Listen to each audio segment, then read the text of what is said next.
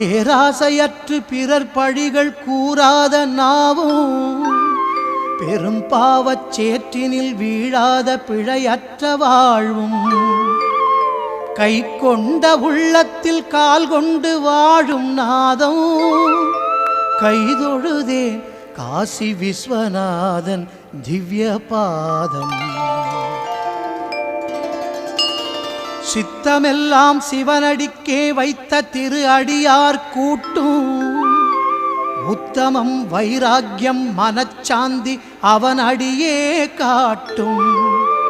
கற்றை முடிச்சடை நிலவு காரிருளை போக்கி அருள் கூட்டும் கைதொழுதே காசி விஸ்வநாதன் திவ்ய பாதம். வியாசமுனி விரித்துரைத்த விஸ்வநாதாஷ்டகத்தை நாளும்